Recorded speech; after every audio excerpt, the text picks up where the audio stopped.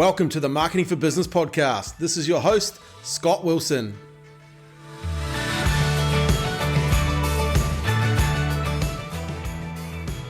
Hale, welcome to the Marketing for Business podcast. Thanks, Scott. Hey, it's awesome to have you here. Look, I'm excited to talk to you. I'm classifying you as the $45 million man. I think it's really exciting what you've achieved recently. How's it for you, getting that award recently?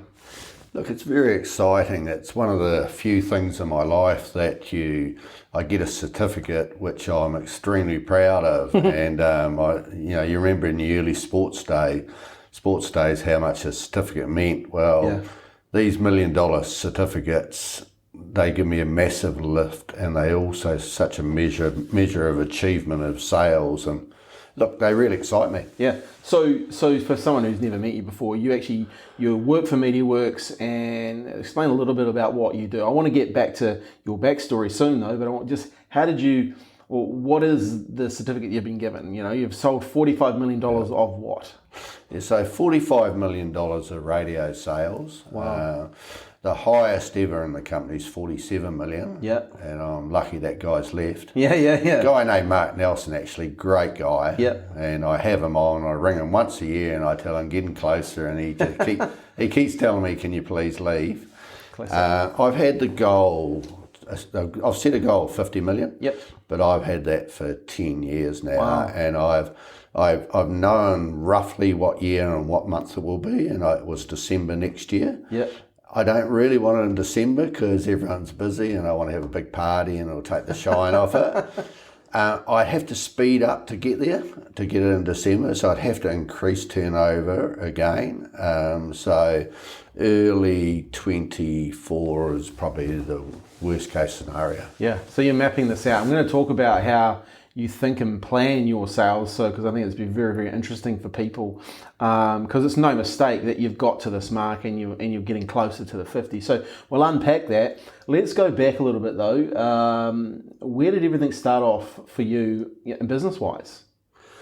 I actually think it started when I was about 12. Yep. And so I come from a violent family background. Yep. Of domestic violence, and my father was extremely violent to my mother, and I never did very well at school because I used to wait for him to come home at night at 10 o'clock and I couldn't go to sleep because there was trouble starting, and so it was a pretty rough upbringing.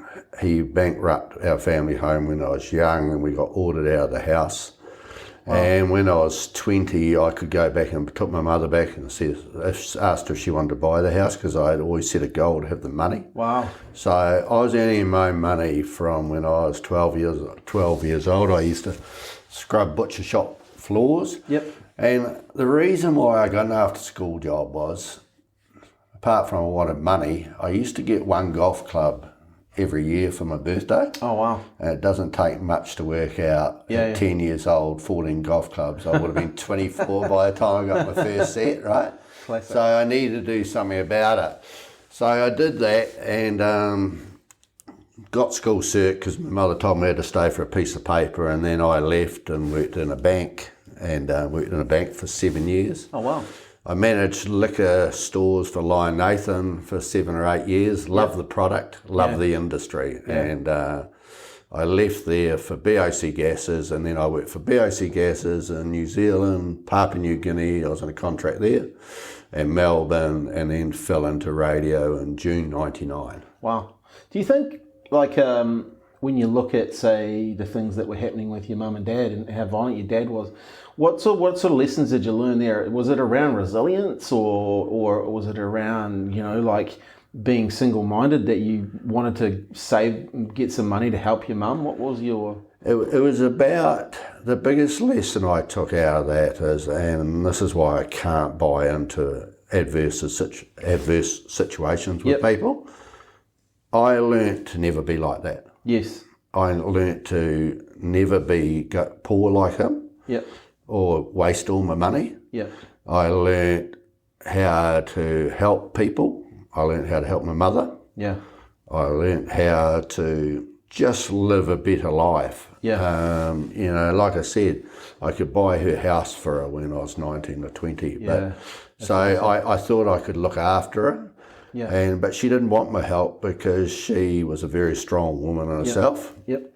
I think resilience, you know, it didn't break me. Yeah. It could have easily broken me. Yeah. Right? And I'm sure it does break a lot of people, right? Yeah, it does. And, you know, because I struggled at school because I was always tired. I used to get in, I was mischievous too, had a short attention span, which might not surprise you. Yeah. Right? I still have that to this day, but I think what it does is it was a key driver for me because I realised if I wanted to get everyone in this world, I was going to have to make it on my own. Yeah. Because my mother wasn't business orientated. So I worked out very quick to get with good people as well. Yeah. Right? Yeah. Identify people that were going somewhere and learn from them. And I learnt that at a very young age. And that's one thing I noticed from you that you're very good at. You're very good at being around the people that you want to be around with. And generally they're high net worth, successful people that you're around. So you identified that early and have carried that through in your life. One thing I noticed what you've just said there is around to some degree, and I think it's, you know, people, I did the same, and when I learned from my parents, I did the opposite. You know, my dad wasn't a very good communicator, so I decided to be a good communicator, you know, and just doing the opposite sometimes can really help you get where you want to go if the person that you're, you know, is in presence of you is not doing what you really want to do. So yeah, I find with good people who, and it doesn't matter what level you're at, what you're worth, but if you want to work hard and you want to do well, good people help. Yes. Right? And they're willing to help. Yes. That's why my favourite clients are business owners. Yeah. Because it's their own money and it's and you form, if you do good work with them and you enjoy each other's company, you enjoy you're in business together. Yeah. Totally. And I might only be a small part about it. Yeah. But it's so rewarding to be in business with good people. Yeah. Yeah, it's kind of like you create a friendship out of it too, right? And you really want to win. You really want to help them win as well, which is, you know, I find that exciting too. Well, them winning is everything. Yeah. Because you don't have to worry about sales, money, and revenue if they win. Yeah. And you help them win. Yeah, exactly. And that's so rewarding. And they're always happy to see you. Yeah. I always say, if you come and see a client and they smile and they're happy to see you, you've done a good job. Yeah, you're doing a good job. Yeah. So it's like, where do you end up, like from violent family, you start scrubbing floors, getting some money for some golf clubs. By the way, what has golf taught you? Golf is a great game for learning respect, etiquette, respect for older people. Yep. Etiquette, you know, you got to be patient, quiet when they're playing shots. You got to wait for your turn. You got to be polite. Also, when I learnt to play golf, a couple of older guys, and they're retired, they spent a lot of time with me in coaching lessons, free coaching lessons on Sundays. A guy called Ted Barrett at Raringa Golf Club, I used to go and stay at his batch on the golf club on the weekend, and we used to go and plant trees. So I lived on the golf course, and I met a lot of good mates that I'm still mates with today at golf, my age. And we had junior club rooms. And so these golf clubs sponsor junior golfers too. They help junior golfers. Yeah. You get to caddy for them sometimes and they pay you money if you're running a bit short. Yeah. And so golf taught me a lot. So I played golf from about 11 through to about 25. Wow. And I played it like I was going to make a living out of it. Yeah, nice. I knew at 18 I wasn't going to be good enough. 17 I wasn't going to be good enough. Yeah. But respect, etiquette, and just be polite. When you look at the male model that you had with your father, you probably, you know, that wasn't going to be the male model for you for life, right? You actually met these guys on the golf course that all of a sudden started becoming the guys that probably shaped more of your life than anyone else, right? 100%, because my father was gone when I was about 11 and he was useless for his whole life, right? And so... Cool that sport can give you, another path in life, right? Oh, yeah, it does. It does. And, I started riding horses too when I was about 17 or 18. That was quite influential. Yep. I was private boarding with a couple who didn't have children. Yep. Marty and Teresa Dalzell, and they were a great help to me. They had a 10-acre block, and I knew at 17 I would own some land. Nice. Right? So, Which you do. Yeah, which I have. Yeah. And I knew at 17 I'd own it, and I got my first block of land in Blenheim when I was 28. Wow. Right? And so, if you want something, I'm very much about, you got to set the goal, but then you got to work out the plan and the strategy to get there. Yeah. Yeah, and we're going to talk about that in just a second. Firstly, I just wanted to get to Papua New Guinea. How long were you there? And that must have been in some wild times. Yeah, it was. It's in the 5 most dangerous countries in the world. Yeah. I put in for the job, and Gay thought it was a joke. Gay's my wife. Yeah. I still only have one wife, by the way, Yep. so we're going all right. And so I put in for the job as because Gay wouldn't move in New Zealand, and she thought I was joking. Yeah. Went up there for a look, and she said, I don't think I could do this. And I said, well, I'm doing it. So if I've got to commute, I have to commute, right? Yeah. And she said, why do you want to do it so much? And I said, because I don't want to live my whole life in one place and not experience what's out there. Yeah. And I don't know what's out there, but I want to go and find out. But so first 6 months, I was scared, couldn't sleep properly, but you have to train yourself to live in those environments and be okay. And after 3.5 years, I got offered an enormous sum of money. Yeah. Gay wanted to stay. We took Olivia, which works for you. Yeah. Took her up there, and we made another one up there. Wow. And Georgia. And so Georgia could speak Pidgin English fluently before she could speak English. Wow. And she used to eat rice, and still does to this day, like no tomorrow, because she used to eat with the house staff. House staff then. So great experience, but I wouldn't stay on for the money, because I promised myself that if our family's safety was okay, that I wouldn't risk it. Yeah. Because what happens, and you get the taste of it, and you stay too long, you find it's hard to fit back in normal society. Yeah, true. Took me 2 years to get out of the system. Yeah. Just because, but it made me incredibly impatient, which I still am impatient today. Yep. But nowhere near as bad as I was then, because you can't get anything done otherwise. Yeah. So you were there for how long? 3.5 years. And then you came back here? No. So I managed like I said, banking and liquor stores. Yep. I was a commercial marketing manager in P&G. I went to Melbourne. I was in charge of Victoria and Tasmania for BOC safety. Oh, wow. Biggest job ever. Gay wanted to come home desperately, so she went home. So I had to make a choice between the job and coming home. Yep. So I decided to come home. Yep. And my mate Ross Jones was in the radio business. So I started there. So you got into radio and hated it. Hated it? Yeah. I was terrible at it. Why is that? It was a product. I'd always worked with businesses and products that had tangible products. Yep. Whereas advertising can be a bit, you don't get to hold on to something. Yeah. So I was just terrible at it. And I remember that I took over from someone, they were doing $40,000 a month in sales. Yep. And I was told they weren't very good. When I started my first month, I did 15,000. Yeah. And I said to the person, you told me they weren't very good, and I've been here a month and I've done 15,000. And he said, well, did you just expect the people would turn up? I said, well, I did. I did. Yeah. I actually just thought it was just, most widgets and gadgets business, it just keeps on going. Yeah, like a retail, people just turn up. Yeah, that's right, it keeps on going. But, so anyway, I was so bad at it, and I hated it, because you got to remember I was in charge of Victoria and Tasmania. I had a box on the MCG. I'd made it as far as I can see in life, and I became a bum commission rep sitting in a bench seat, right? Did you become a little bit resentful? 100%. Yeah, got on the booze quite a bit for the first year. blamed gay for the reason I was in it. Yep.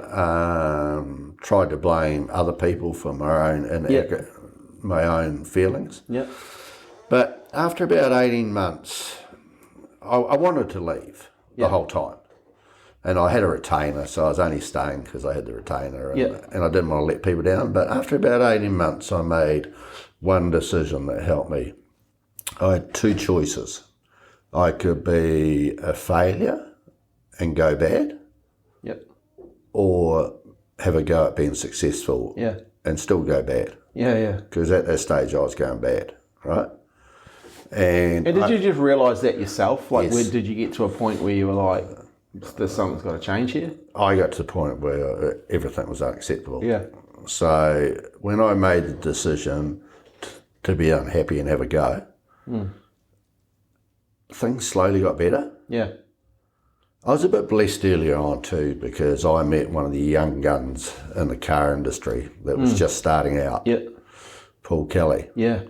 Well, you know that name. Yeah, totally. Well, he's turned into a superstar in the car industry. Yeah. And so I started with him, and he'd spent 15,000 in the previous year.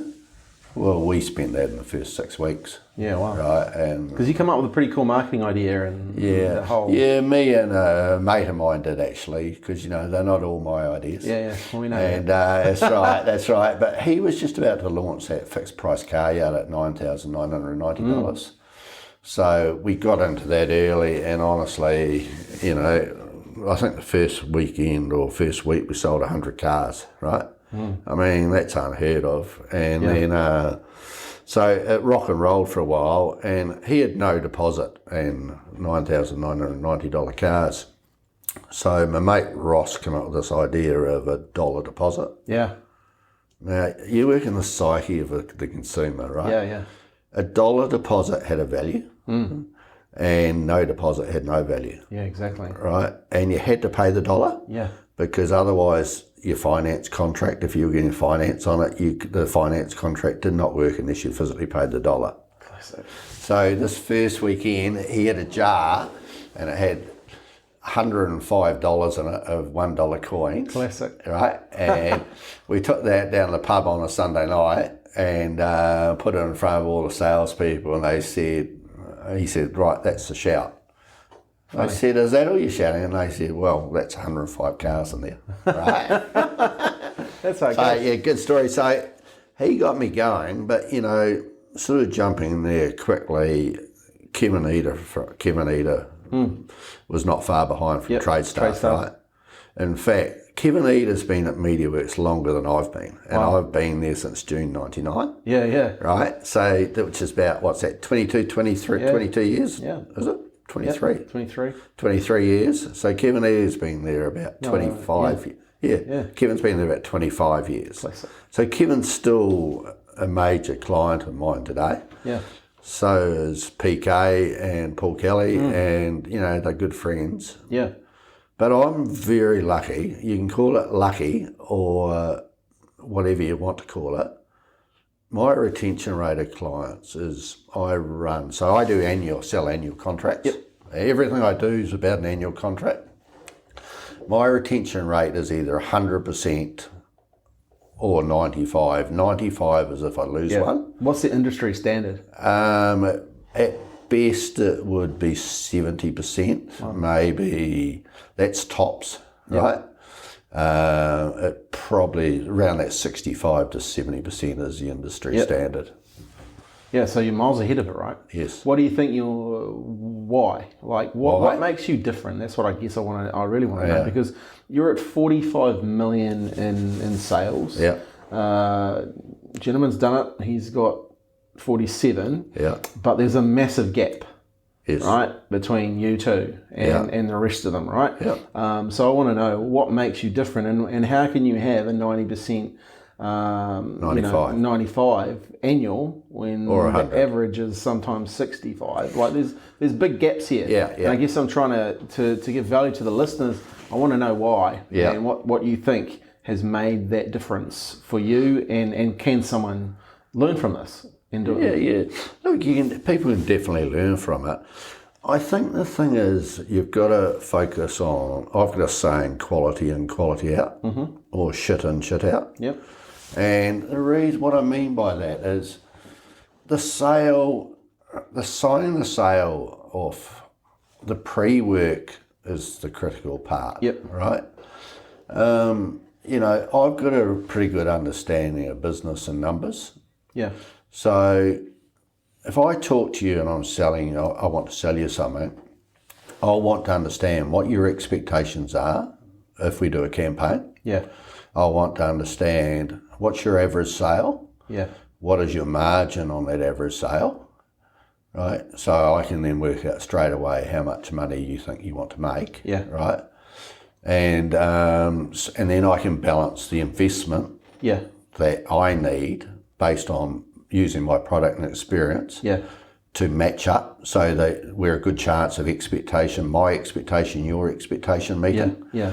And I can do that within a few minutes. I've actually seen you do that, and it's something that, you know, as a business owner and someone who understands and gets the numbers, I haven't seen. Well, you're the only sales media from a radio's perspective that I've seen do that. No one else looks at the numbers and gets into the details with the client and really takes time to understand their business. So I can see you bringing up that now. That's why you are different and why you have retention too, because you can see that you understand their business. In some degrees, you probably understand it better than them from a marketing and numbers perspective. It's definitely a skill that you have. I think what it is, what you said there is, sometimes when you're working in the business, you're so involved in your own business naturally. Yeah.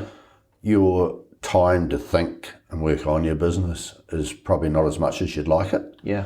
Right? And a good person, a good salesperson or a good marketer, they can help with that. Yeah. I think also too, you know, I sell the most expensive product MediaWorks has. Yeah. Right? And most people would sit and say, well, I wouldn't want to buy off him. But I only sell the best product. Yeah. The best times. Yeah, the best placement, right? Yeah. The product, put the ads where they matter in whatever medium I'm selling, right? Yeah, yeah. Because, you know, it's the old story, quality in, quality out.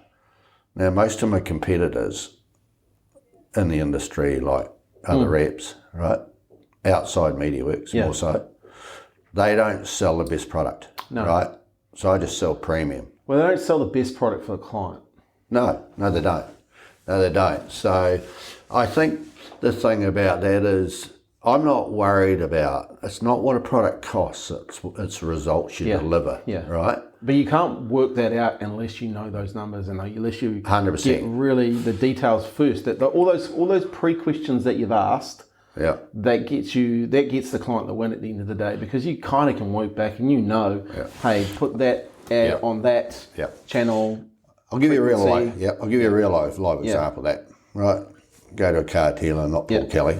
Right, okay. How many cars do you want to sell for the weekend? 20. Yeah. Right. What's your average price of your cars? Yeah. Oh, well, 30. I said, what's closer to 40? Because I've just looked at 10 cars on the way in. Right, they're all about that. Yeah. 50s, 60s, average them out. It's about 40 really, isn't it? Yeah, I suppose it is. Okay, so your margin on those cars, you're getting about $5,000 a car off those cars. Okay. So he says, oh, no, it wouldn't be that much. I said, all right, I knew you'd say that. You're going to tell me it's 3. Yeah, about that, but I know it's 5, but let's just run with 3. Okay, so 20 cars at $3,000, $60,000, right? Okay. How much is your budget for the weekend? 5. So you want to spend $5,000 to get 60. Well, I said, it doesn't work like that. No. And he says, you said to me, your product's good. And I said, my product's outstanding. But you say's yours, right? I said, what's your... And then you've got to balance it with the creative message as well. Will that message make me buy? Yeah. And if it doesn't make me buy, I go, well, is it really going to make people buy? Yeah. And I said, also, if you want to make $60,000, where you're probably making 100, and you only want to spend 5, you'll be spending 5 with me every week. Yeah. So that'll put us on $250,000 for the year just as the beginning. Yeah. I said, it doesn't work that way. No.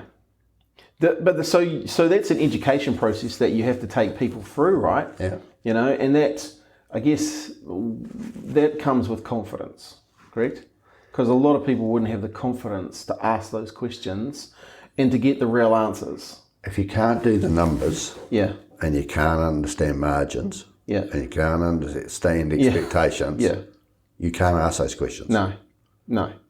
And I think that's, once again, you've taken the time to know those numbers, to understand the expectations. Because the thing is, especially in advertising and marketing, it's those unspoken expectations, right?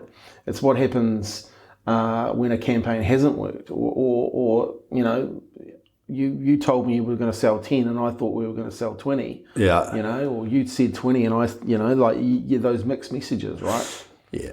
I genuinely say, look, if we break even and we get the branding for free, we're still done all right. Yeah. And they go, well, I don't want to break even. I said, well, I don't want you to either. No. Right? But, you know, we can only go in with our best intentions of both parties to achieve what we want to achieve. Yeah, exactly. But you've sold 45 million, right? Yeah. And so you probably learned along the way that you're more than just a sales rep. Like, you're actually a business. I see you as a business advisor. In a lot of those cases where I've been in the room with you, you're actually giving value to them that they wouldn't have expected. No, but that's because I want them to win. Yeah. I want them to win. That's my ultimate satisfaction. Yeah. So I need to be at my best with them to help them win.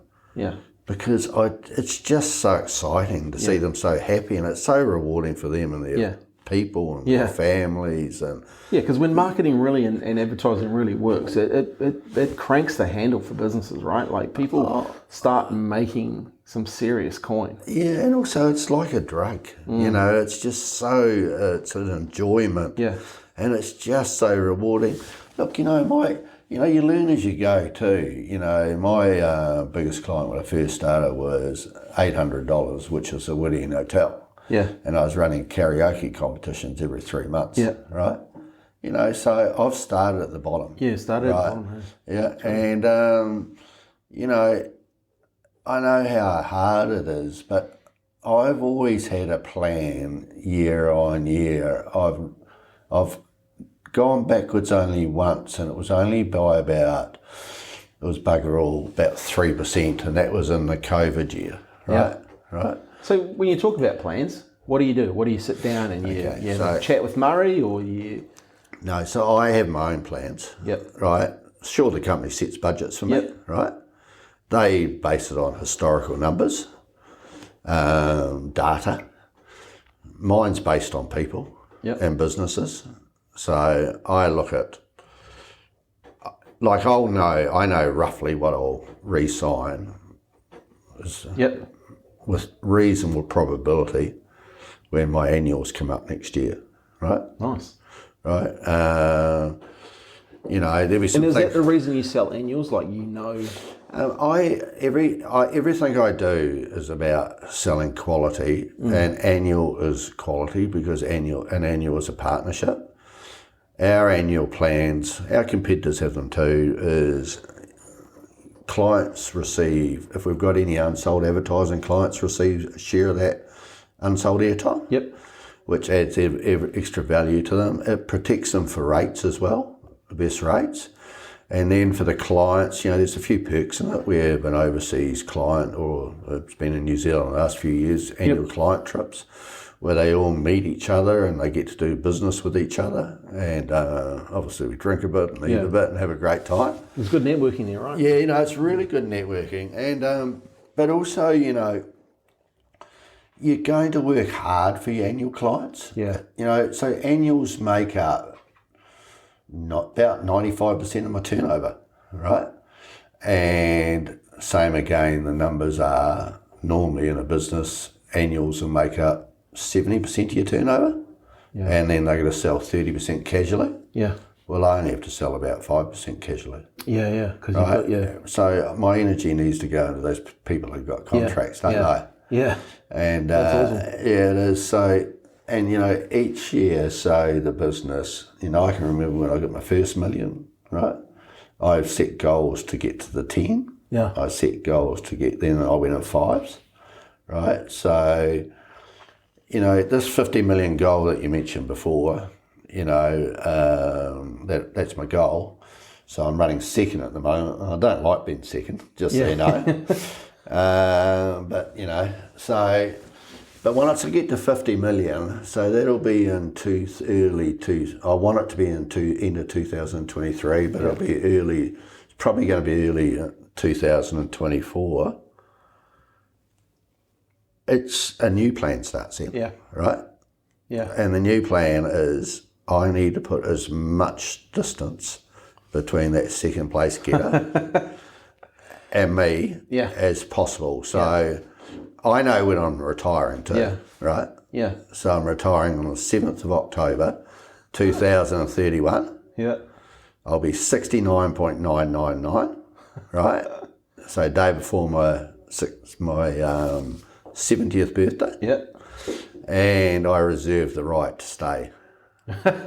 Classic. Yeah. So no, I want a total that can't be beaten for a long time. For a long time. Yeah. And so some takeaways there is obviously very focused. You sell quality and annual is quality. You work harder for your annual clients.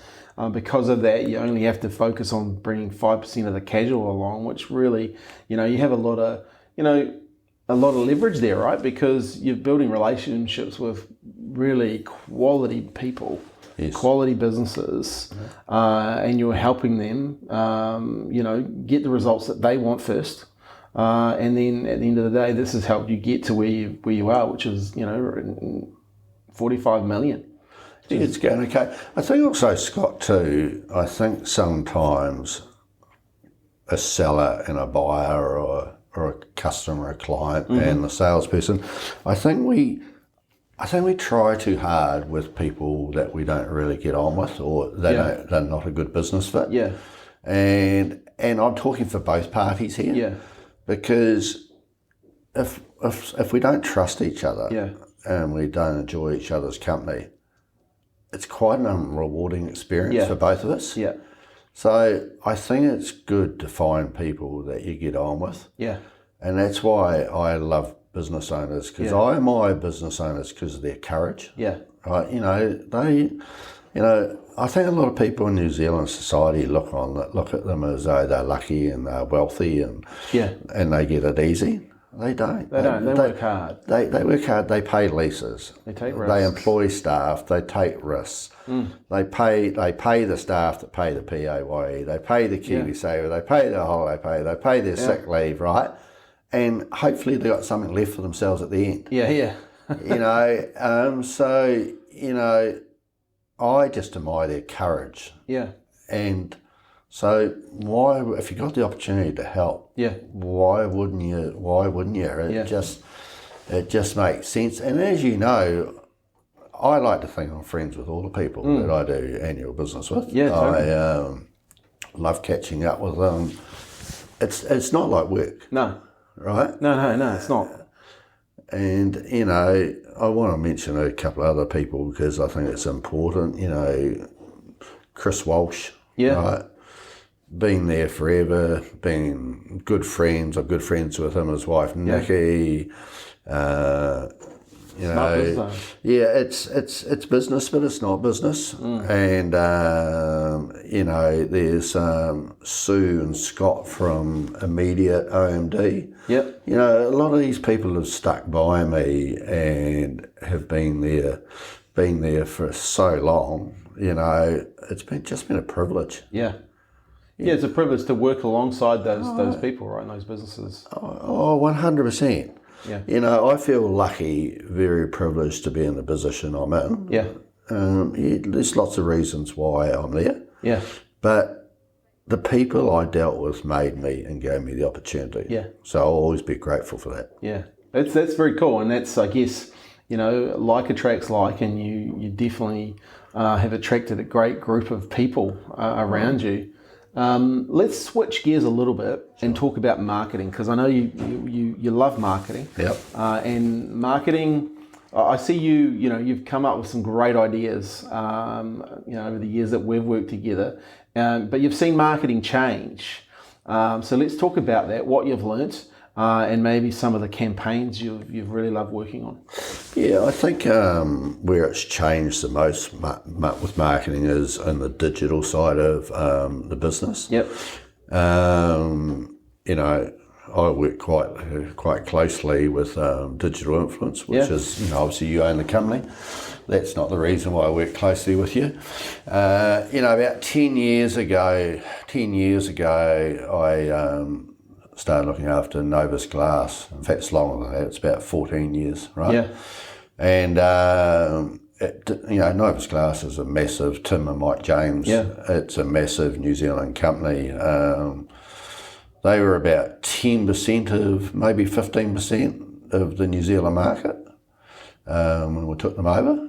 I was dealing with their competitor as well at the same time. Yep. Before Novus. Oh, wow. Smith & Smith. Yep. And they were spending $6 to Novus's $1. And Mikey James said to me, he said, you can deal with them, but don't get to be friends with them. And so I said, oh, that's fair enough. But look, after a while, I chose to go with Novus because good guys. I was in the DNA too. Yeah, yeah. They let me into their business, Yeah. right? So getting back to the digital side of things, I knew we had to look at other products to make it work for this brand that was New Zealand wide. Otherwise, we'd never get up, right? So you couldn't be one-dimensional. So there was a budget, and the budget had to go. I always said the budget goes wherever it's best for the client, right? So I don't get paid on anything that I sell outside MediaWorks, as you know, and I don't want to be, because I want other businesses that I deal with to prosper as well. And I've always been like that. And I've always felt bad about taking commissions from other people who are selling products that are helping my clients. Same. Right? It just doesn't sit right with me, right? And if a lot of people would go, well, you're crazy, you should take it. But I'm actually really pleased because I feel good about what I've done and not taking it. Because if I was to take 10% off another business, it means it just increased my clients' costs anyway. And there's really only ever about 30% margin in these things, right? So, you know, you're talking over a third here. And so I got you to start with them, with Novus. And what I've loved about the digital field being your Google Words, your Google Analytics, your data from it, SEO, bits and pieces. I've loved watching traditional media. I call the digital space like the fishing net, and traditional media drives all the fish in there, and you can see the engagement that goes on. And I know when I do radio campaigns, the search on the brand, on a person's brand, goes up by about 29%. And so, and the wonderful thing about radio is, I'm a radio fan, of course, but the audience hasn't gone down over the years. No, it's been pretty consistent. It has. It's actually increased, which is bizarre. Because you can remember when Spotify come around, iHeart come around, maybe even Rover, right, which is MediaWorks product. That was going to knock the shit out of normal radio. Well, it hasn't. So, you know, so maybe the digital radio has increased normal radio listening. So that's held up really well. But, you know, then there's a combination now, we know, of Instagram, TikTok and Facebook and bits and pieces, but they all go together. And, you know, if I was to think about ideas that have come across that streaming. One thing I just say to that though, because it's really interesting, you know, with radio. I mean, when we first met, and we met Mike and Tim from Novus, and you guys would come in to the boardroom, and you were hungry to learn. You probably you were bored and glazed over a lot of the times, but you turned up every month and sometimes every second week, and you learnt, right, what was going on. And I think that's a big strength that you guys had. You were prepared to actually get involved and learn some stuff, because you quickly learnt over time. This is one of the other things I think, you know, maybe the traditional media hasn't taken time to learn the digital space and what's really going on, and how you can actually, by using the fishing net, drive people in, and that's something that you really have learnt really, really well, which has given you the opportunity to then not just go and talk about radio to people. You can actually talk about, hey, well, have you thought of doing this, or you thought of doing this, or I see you doing this, and have you thought of maybe running this a bit better? You know, it's given you a bit more scope in your arsenal too. Would you agree? Yeah, 100%. 100%. It has. It's. They must swim together nowadays. Yeah, they have to, right? They have to. You have to. You need a digital presence, right? You do need some traditional media for branding, right? Because you'll find traditional media is very good for branding. You'll find digital's fine for branding too, but I just like the fact you don't have to do anything. You just don't have to search for anything. You don't have to be anything. You just got to listen, right? Yeah. But TV's still got a place to play, right, as well. You think so? Yeah, 100%. It's got a place in brand strength, right? But what's happening with marketing, if we go back to marketing as well, you've got to separate the under 30 market. Yes. Right? And you've got to learn how to market the under 30 market. Yep. Right? And, that's where, I'm not an expert in this area, but I certainly know that this is where Instagram is outperforming Facebook, for instance, with the radio station, right? TikTok, we've got people making influencers, using influencers and bits and pieces. So the under 30 market is very different. So we're using, for one of our clients, we're using promotions on the night show on The Edge at the moment because it's got a huge audience under 30. Yep. Right, and recently we did win a DJ for your ball at school, right? And also we'll send a limo around to pick some people up and drink some after the ball because you're not allowed to drink before balls now, evidently. And so we did that. Another one we did was recently we sent some people overseas to a famous artist, right? That appealed to that demo, right? So we're trying to get the brand, this is with Novus, trying to get the Novus brand relevant to those younger people. Yeah. It's pretty cool. And even with trade staff, Kevin Eder, as you know, you do his digital side about it. We're trying hard to be relatable to younger people. Yeah. Right? Because very easy for us guys, which we're all 40 plus, to lose track of the emerging people. Totally. If you don't talk to them in your brand, you're not future-proofing your brand, are you? No. Look, I interviewed one of our clients yesterday. He's a 24-year-old entrepreneur. His mindset and his way of thinking is totally different. Where he gets his information from is totally different. We just employed a 19-year-old girl who's doing TikToks and Reels and going out and seeing our clients like she's been working for us for 6 years. It's amazing how they see these tools and this technology a lot different than maybe we have, and using it and know how to use it to get that message across. Because at the end of the day, you've still got to have consistency of message.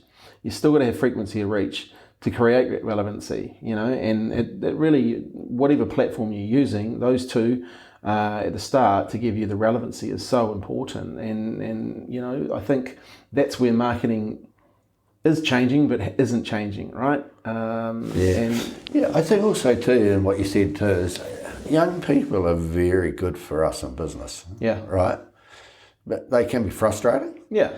But then we probably could be frustrating for them too. Of course. They bring energy and ideas and they want to be heard. Yeah. Right? And they're worthwhile listening to. I think that's the future as well, is just letting their ideas come to the fore and getting out of their way and letting them try some stuff. Yeah, it is. It's exciting. It is. I think also too, when I think too about marketing too, I'm a little bit lucky because I've contracted to MediaWorks for sort of 20 years now. So I've had Hale Advertising contracting to them. And recently, I've still got Hale Advertising, but I've recently decided to be employed by them. And that was quite a big decision after that length of period. And some people thought I was a bit crazy. Yeah. But MediaWorks has helped me stay pace with the advertising market. Yep. Also, there's some outstanding people in MediaWorks, right, that make me look good. Yeah, yeah. Right? and help me with my clients. Totally. Yeah, You know, so I just felt that they had helped me so much over the years that I thought, well, I'm going to show a vote of confidence and faith that I'm going to join them. Yeah. Also, we're very lucky. We've got great people running the business now. Yeah. The best we've had in a long period of time. Yeah. And I felt safe joining them. Yeah. Right. You know, people thought I might get taken advantage of. Yeah. But it's been the opposite. Yeah. They've actually wanted to help me more. Yeah. And that's, I guess, once again, you attract those good people, because I know some of the people that work in and around you, and they're extremely good people, very, very good at what they do, and they allow you to be good at what you do. I think what you do, though, is you find the best people in each of the areas you need help in. Right? Totally. They're not hard to find. No. It's like in the industry, clients in the industry. You look at the category, Yeah. try and find out who's the best in those categories. Yeah. And then go and talk to them. Yeah. It's a good tip. Yeah, it is, because you might as well try and be with the one that looks the best. Yeah. Right? I agree. Right? And if you know, I've always said, you know, if there's a category advertising, if you want to have a look at their competitor. Yeah. Right? Yeah. Nice. Well, Murray, this has been a great interview. I want to finish on a couple of things, though. Sure. Winning mindset. Yes. Like your mindset, where do you think you got that positive forward-thinking mindset from? Was it, you know, like where do you, like, do you read, or is it just something that you've just decided when you made that decision? I'm going to either look bad winning or looking bad. Is that the point that really changed and you decided? No, I think it's my upbringing. Yep. When my mother had nothing, Yep. that was never going to happen again. Yeah. To me or her. Yeah. Yeah. So the only thing I knew was to work Yeah. and strive to be best, right? Yeah. All those people at the golf course that taught me, all those people I rode horses with, Yeah. all left. I started riding horses, just so you know, because there's a lot of good-looking girls. I was terrified of horses. But what I noticed was they all had nice homes. Yeah. Yeah. They all had horse floats and nice vehicles. They all had good-looking horses and good-looking daughters. Yeah. Okay. But you know, when you hang out with people that go well, you want it. Yeah. You want to be with them. You want to be accepted by them. You want to be aspirational. So I've always, I'm very driven. Like, you know, I told you the date I'm retiring. Yeah. I know all my numbers. Yeah. I'm going to have to get better, right? I continue, as you get older, I read something really good recently, and I don't hardly read, right? In fact, I didn't read. I saw it as a post on Facebook, right? From Clint Eastwood. They said, why do you keep doing movies? And because, you know, he said, well, why shouldn't I? Yeah. And I said, well, you know, you're 86 or 89. He said, how do you keep doing it? He said, I don't let the old get in. Yeah, nice. I thought that was very cool. Brilliant. Because why do you have to be old? Yeah. Right? What is old? Yeah. I don't even know what old is, and I don't intend to ever get old. Yeah. A lot of my mates are quite immature, so that helps as well. But so no, I'm incredibly driven. You know, I coach the Waihora under 19. I'm the only coach that's been sent off 4 times this season, right? But that's not because I did anything wrong. It's just because I'm just passionate, right? Yeah. I struggle to stop. Yeah. Right? You know, if I didn't work, I really wouldn't know what. I've got lots of other interests, right? But if I didn't, I love working. Yeah. Yeah. I just love it. It's like my drug. Yeah. Yeah. I get that. And you know, if I can make a difference to someone, to help someone in their lives, in business or personally, I'm all in. Yeah, nice. Right. That's awesome. Yeah, I'm all in. All in. Right, Murray, this has been a fantastic chat. Cool. If someone wants to get a hold of you, what's the best way to get a hold of you? Just give me a yell on my cell phone, 021 330 111. Yep. It's easy number. Easy 021 number. 330 111. Yeah. 111, that's danger usually, but it won't be danger. But you can also look at me at Murray, Hale at haleadvertising.co.nz. See some pictures and some people on there. But, you know, my biggest thank you is probably to all the clients that have supported me. Yeah. Hopefully I've missed some out, but there's still some, you know, there's some other great names in there, right? The good thing about it is we're going to do this podcast again when you hit 50 million, because you'll live now as the $45 million man, but when you hit the 50, we'll have you back. So thanks for your time. Appreciate it. Mate. Appreciate it. And have a great day. Oh, well done. Hi, Scolson here again. Hey, thanks for listening to the Marketing for Business podcast. Hey, we're on a mission to share these episodes with more business people, so please feel free to share the podcast. Head over to our website, www.getdigitalinfluence.com for more episodes, and we really appreciate you listening. Thanks for your time and have a great day.